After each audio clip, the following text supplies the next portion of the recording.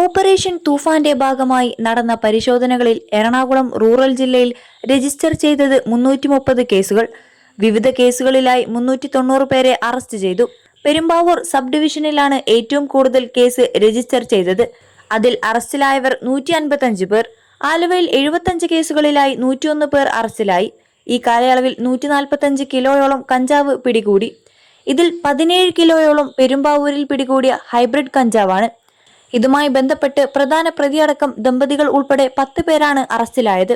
കഞ്ചാവ് കടത്താൻ ഉപയോഗിച്ച ആഡംബര വാഹനങ്ങൾ അടക്കം 6 വാഹനങ്ങൾ പിടികൂടി.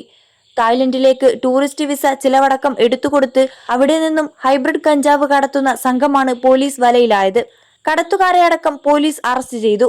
സംസ്ഥാനത്തെ ഏറ്റവും വലിയ ഹൈബ്രിഡ് കഞ്ചാവ് വേട്ടയായിരുന്നു ഇത്. പിടികൂടിയ കഞ്ചാവിന് 18 കോടി രൂപയോളം വില വരും.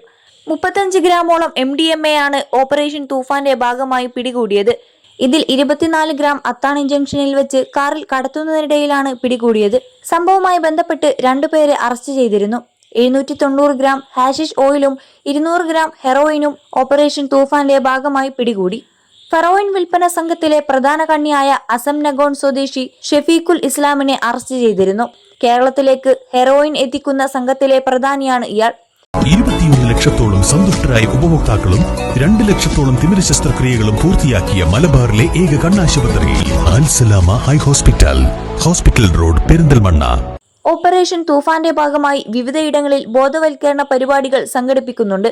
റെസിഡൻസ് അസോസിയേഷൻ, വ്യാപാരികൾ, സന്നദ്ധ സംഘടന ഭാരവാഹികൾ, ക്ലബ്ബുകൾ, സാമൂഹ്യ സാംസ്കാരിക പ്രവർത്തകർ, വിദ്യാർത്ഥികൾ, യുവജനങ്ങൾ എന്നിവരെ പങ്കെടുപ്പിച്ചുകൊണ്ടാണ് വിപുലമായ പരിപാടികൾ സംഘടിപ്പിക്കുന്നത്. ജില്ലാ പോലീസ് മേധാവി KS സുദർശന്റെ നേതൃത്വത്തിലാണ് റൂറൽ ജില്ലയിൽ ഓപ്പറേഷൻ തൂഫാൻ പദ്ധതി നടക്കുന്നത്.